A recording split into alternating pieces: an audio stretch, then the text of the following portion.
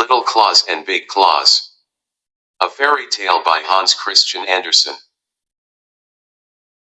In a village there once lived two men who had the same name. They were both called Claus. One of them had 4 horses, but the other had only 1.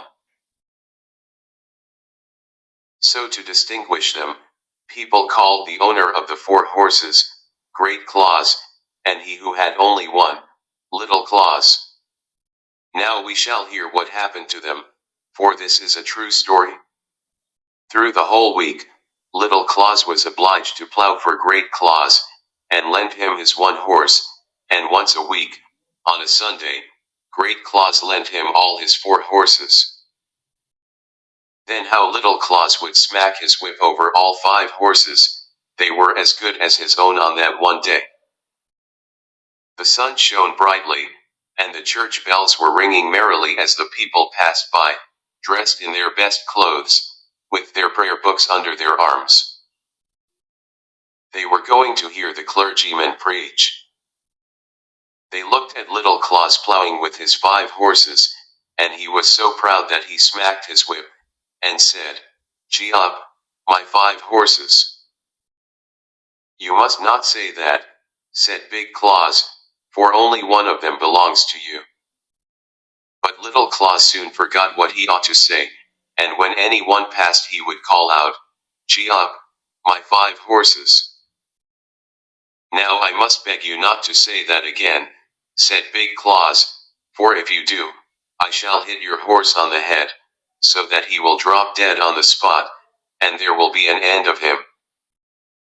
"I promise you I will not say it any more," said the other. But as soon as people came by, nodding to him, and wishing him good day, he became so pleased, and thought how grand it looked to have 5 horses plowing in his field, that he cried out again, "Gee up, all my horses."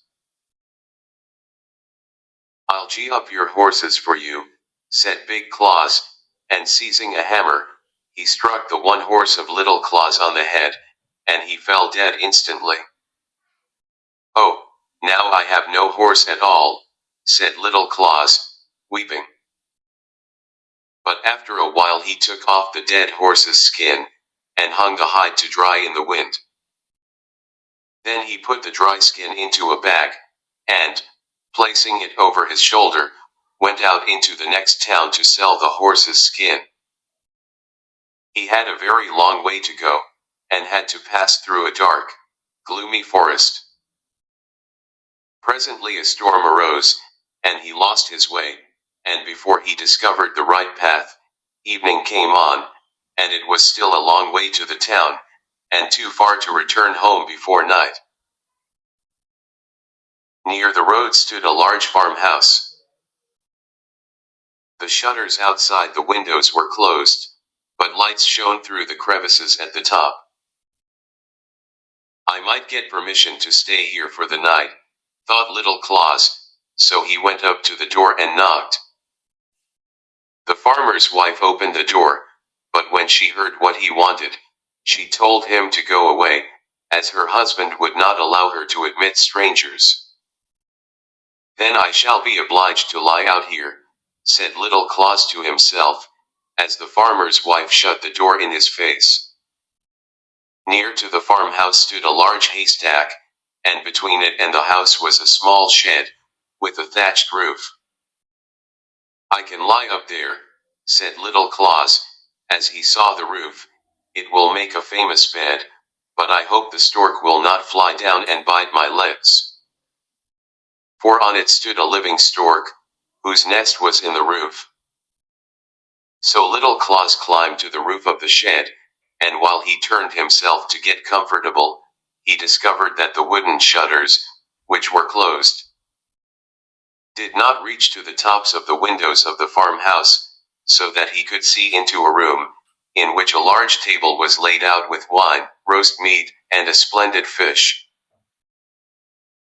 The farmer's wife and the sexton were sitting at the table together, and she filled his glass, and helped him plenteously to fish, which appeared to be his favorite dish. If I could only get some, too, thought little Claus, and then, as he stretched his neck towards the window, he spied a large, beautiful pie. Indeed, they had a glorious feast before them. At this moment he heard someone riding down the road, towards the farmhouse. It was the farmer returning home. He was a good man, but still he had a very strange prejudice. He could not bear the sight of a sexton. If one appeared before him, he would put himself in a terrible rage. In consequence of this dislike, the sexton had gone to visit the farmer's wife during her husband's absence from home, and the good woman had placed before him the best she had in the house to eat. When she heard the farmer coming, she was frightened, and begged the sexton to hide himself in a large empty chest that stood in the room. He did so, for he knew her husband could not endure the sight of a sexton. The woman then quickly put away the wine, and hid all the rest of the nice things in the oven, for if her husband had seen them he would have asked what they were brought out for. "Oh, dear," sighed little Claus from the top of the shed, as he saw all the good things disappear. "Is anyone up there?" asked the farmer, looking up and discovering little Claus. "Why are you lying up there? Come down, and come into the house with me."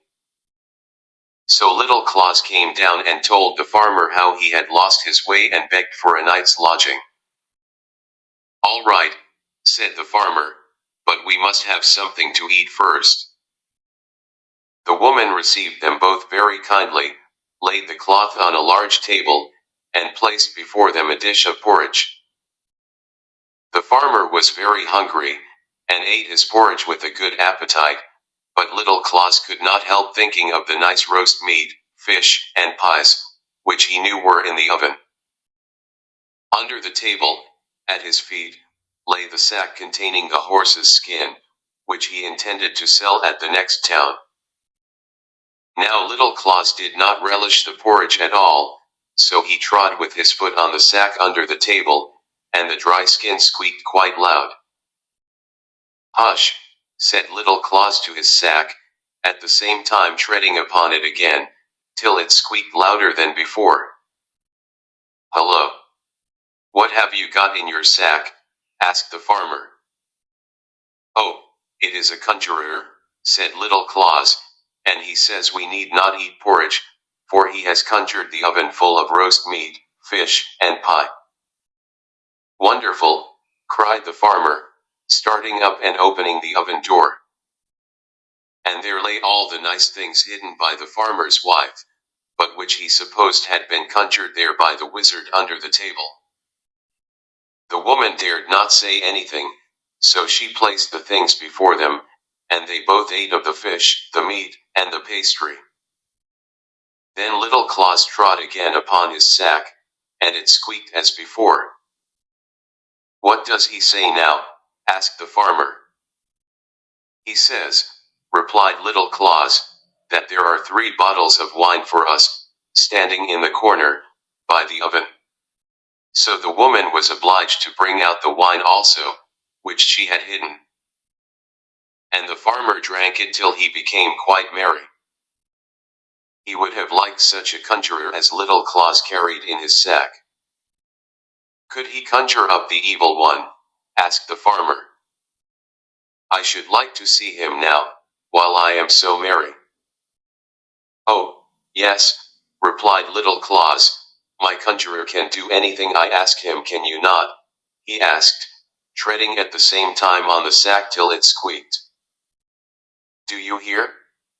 He answers yes, but he fears that we shall not like to look at him." "Oh, I am not afraid." "What will he be like?" "Well, he is very much like a sexton." "Ha," said the farmer, "then he must be ugly." "Do you know I cannot endure the sight of a sexton? However, that doesn't matter, I shall know who it is, so I shall not mind. Now then, I have got up my courage, but don't let him come too near me." "Stop, I must ask the conjurer, said little Claus, so he trod on the back, and stooped his ear down to listen. What does he say? He says that you must go and open that large chest which stands in the corner, and you will see the evil one crouching down inside, but you must hold the lid firmly, that he may not slip out. Will you come and help me hold it, said the farmer, going towards the chest in which his wife had hidden the sexton, who now lay inside, very much frightened. The farmer opened the lid a very little way, and peeped in. Oh! cried he, springing backwards, I saw him, and he is exactly like our sexton. How dreadful it is! So after that he was obliged to drink again, and they sat and drank till far into the night. You must sell your conjurer to me, said the farmer, ask as much as you like, I will pay it, indeed I would give you directly a whole bushel of gold. No, indeed, I cannot, said little Claus, only think how much profit I could make out of this conjurer. But I should like to have him, said the farmer, still continuing his entreaties. Well, said little Claus at length, you have been so good as to give me a night's lodging, I will not refuse you. You shall have the conjurer for a bushel of money, but I will have quite full measure. So you shall, said the farmer, but you must take away the chest as well. I would not have it in the house another hour, there is no knowing if he may not be still there. So little Claus gave the farmer the sack containing the dried horse's skin, and received in exchange a bushel of money full measure. The farmer also gave him a wheelbarrow on which to carry away the chest and the gold. Farewell, said little Claus, as he went off with his money and the great chest, in which the sexton lay still concealed. On one side of the forest was a broad, deep river, the water flowed so rapidly that very few were able to swim against the stream. A new bridge had lately been built across it, and in the middle of this bridge little Claus stopped, and said, loud enough to be heard by the sexton, now what shall I do with this stupid chest? It is as heavy as if it were full of stones, I shall be tired if I roll it any farther, so I may as well throw it in the river. If it swims after me to my house, well and good, and if not, it will not much matter. So he seized the chest in his hand and lifted it up a little, as if he were going to throw it into the water. No, leave it alone, cried the sexton from within the chest, let me out first. Oh, exclaimed little Claus, pretending to be frightened, he is in there still, is he? I must throw him into the river, that he may be drowned. Oh, no, cried the sexton, I will give you a whole bushel full of money if you will let me go. Why, that is another matter, said little Claus, opening the chest. The sexton crept out, pushed the empty chest into the water, and went to his house. Then he measured out a whole bushel full of gold for little Claus, who had already received one from the farmer. So that now he had a barrow full. I have been well paid for my horse, said he to himself when he reached home, entered his own room, and emptied all his money into a heap on the floor. How vexed great Claus will be when he finds out how rich I have become all through my one horse, but I shall not tell him exactly how it all happened. Then he sent a boy to great Claus to borrow a bushel measure. What can he want it for, thought great Claus, so he smeared the bottom of the measure with tar, that some of whatever was put into it might stick there and remain. And so it happened, for when the measure returned, 3 new silver florins were sticking to it. What does this mean? Said great Claus, so he ran off directly to little Claus, and asked, where did you get so much money? Oh, for my horse's skin, I sold it yesterday. It was certainly well paid for then, said Great Claus. And he ran home to his house, seized a hatchet, and knocked all his 4 horses on the head, flayed off their skins, and took them to the town to sell. Skins, skins, who'll buy skins? He cried, as he went through the streets. All the shoemakers and tanners came running, and asked how much he wanted for them. A bushel of money, for each, replied Great Claus. Are you mad? They all cried. Do you think we have money to spend by the bushel? Skins, skins, he cried again, who'll buy skins? But to all who inquired the price, his answer was, a bushel of money. He is making fools of us, said they all. Then the shoemakers took their straps, and the tanners their leather aprons, and began to beat Great Claus. Skins, skins, they cried, mocking him. Yes, we'll mark your skin for you, till it is black and blue. Out of the town with him, said they. And Great Claus was obliged to run as fast as he could. He had never before been so thoroughly beaten. Ah, said he, as he came to his house, Little Claus shall pay me for this. I will beat him to death.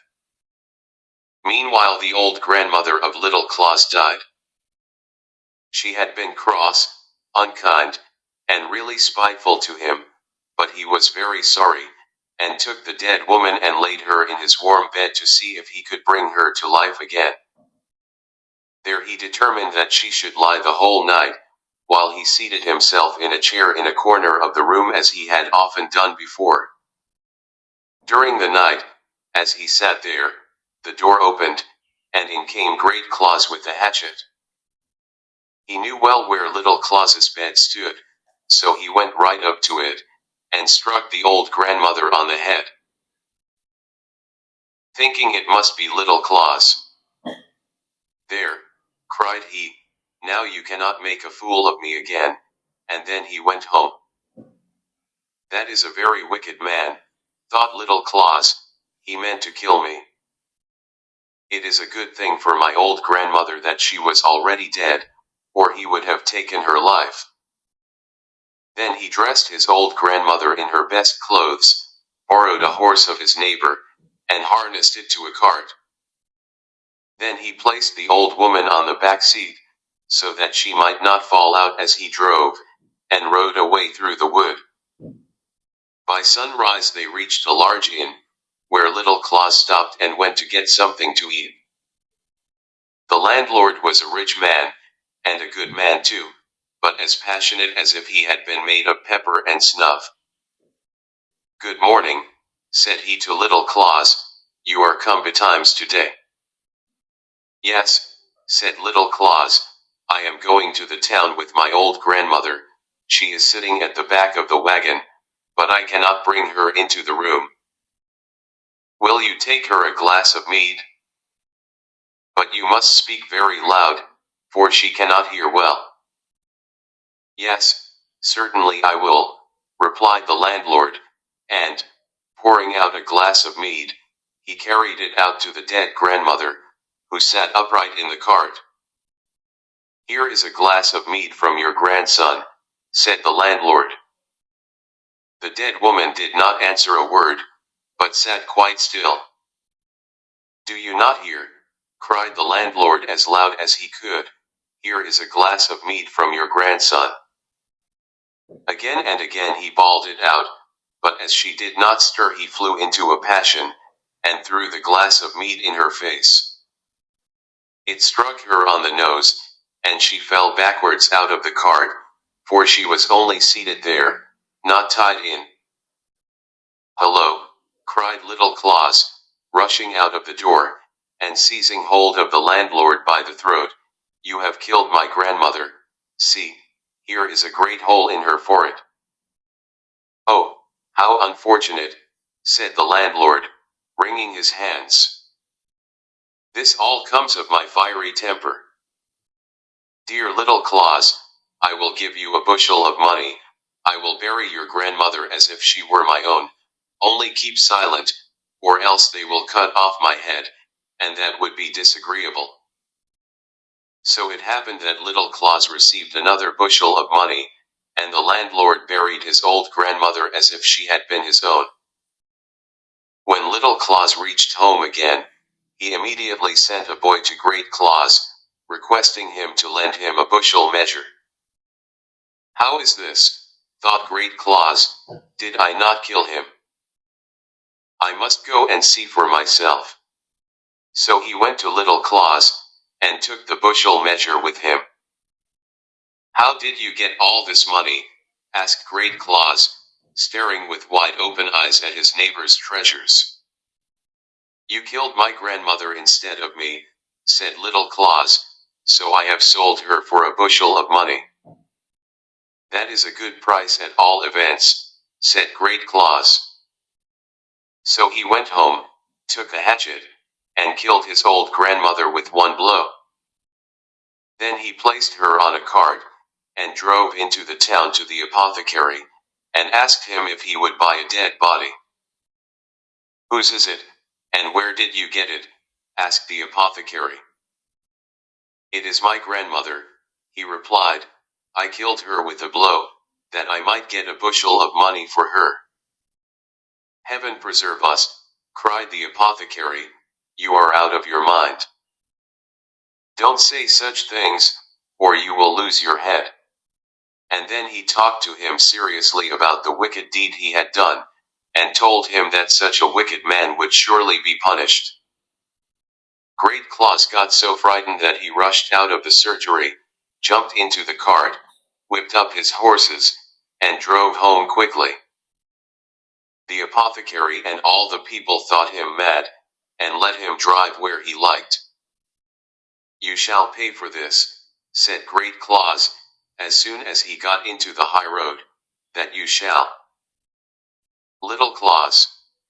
So as soon as he reached home he took the largest sack he could find and went over to Little Claus. "You have played me another trick," said he. "First, I killed all my horses, and then my old grandmother, and it is all your fault. But you shall not make a fool of me any more." So he laid hold of Little Claus round the body, and pushed him into the sack, which he took on his shoulders, saying, "Now I'm going to drown you in the river." He had a long way to go before he reached the river, and Little Claus was not a very light weight to carry. The road led by the church, and as they passed he could hear the organ playing and the people singing beautifully.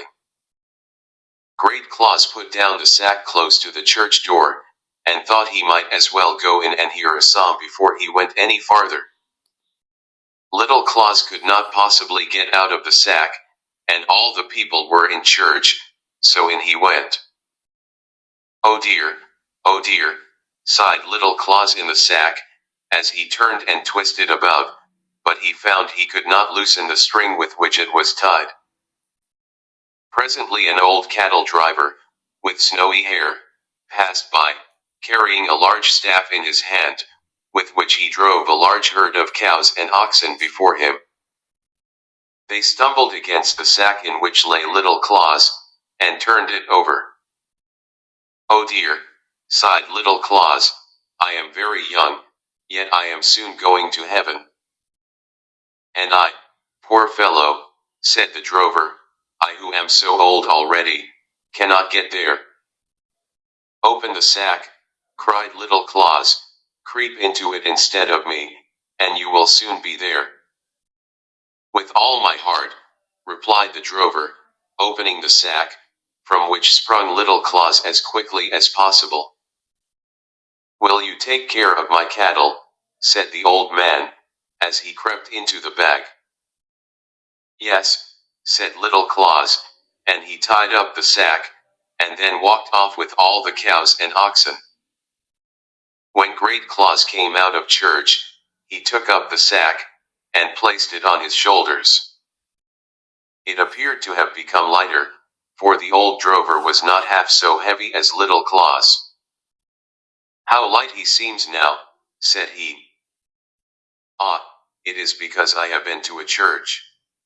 So he walked on to the river, which was deep and broad, and threw the sack containing the old drover into the water, believing it to be little Claus. There you may lie, he exclaimed. You will play me no more tricks now. Then he turned to go home, but when he came to a place where two roads crossed, there was little Claus driving the cattle. How is this? Said Great Claus. Did I not drown you just now? Yes, said little Claus, you threw me into the river about half an hour ago. But wherever did you get all these fine beasts? Asked Great Claus. These beasts are sea cattle, replied little Claus. I'll tell you the whole story, and thank you for drowning me. I am above you now. I am really very rich. I was frightened, to be sure, while I lay tied up in the sack, and the wind whistled in my ears when you threw me into the river from the bridge, and I sank to the bottom immediately. But I did not hurt myself, for I fell upon beautifully soft grass which grows down there, and in a moment, the sack opened, and the sweetest little maiden came towards me. She had snow-white robes, and a wreath of green leaves on her wet hair. She took me by the hand, and said, So you are come, little Claus, and here are some cattle for you to begin with. About a mile farther on the road, there is another herd for you. Then I saw that the river formed a great highway for the people who live in the sea. They were walking and driving here and there from the sea to the land at the spot where the river terminates. The bed of the river was covered with the loveliest flowers and sweet fresh grass. The fish swam past me as rapidly as the birds do here in the air. How handsome all the people were, and what fine cattle were grazing on the hills and in the valleys. But why did you come up again, said Great Claus, if it was all so beautiful down there? I should not have done so. Well, said little Claus, it was good policy on my part. You heard me say just now that I was told by the sea maiden to go a mile farther on the road, and I should find a whole herd of cattle. By the road she meant the river, for she could not travel any other way. But I knew the winding of the river, and how it bends, sometimes to the right and sometimes to the left, and it seemed a long way, so I chose a shorter one. And, by coming up to the land, and then driving across the fields back again to the river, I shall save half a mile, and get all my cattle more quickly. What a lucky fellow you are, exclaimed Great Claus. Do you think I should get any sea cattle if I went down to the bottom of the river? Yes, I think so, said little Claus, but I cannot carry you there in a sack. You are too heavy. However, if you will go there first, and then creep into a sack, I will throw you in with the greatest pleasure. Thank you, said Great Claus, but remember, if I do not get any sea cattle down there I shall come up again and give you a good thrashing. No, now, don't be too fierce about it, said little Claus, as they walked on towards the river. When they approached it, the cattle, who were very thirsty, saw the stream, and ran down to drink. See what a hurry they are in, said little Claus, they are longing to get down again. Come, help me, make haste, said Great Claus, or you'll get beaten. So he crept into a large sack, which had been lying across the back of one of the oxen. Put in a stone, said Great Claus, or I may not sink. Oh, there's not much fear of that, he replied. Still he put a large stone into the bag, and then tied it tightly, and gave it a push. Plump! In went Great Claus, and immediately sank to the bottom of the river. I'm afraid he will not find any cattle, said little Claus, and then he drove his own beasts homewards.